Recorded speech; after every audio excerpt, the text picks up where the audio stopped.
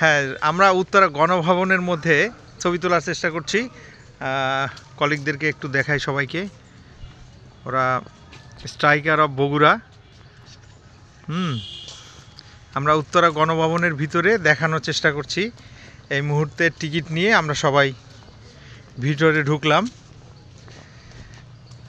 এদিকে পুকুর, এইখানে খুব সুন্দর মাছের প্রজেক্ট আছে, এর মধ্যে বোঝা যায় দর্শনীয় স্থান।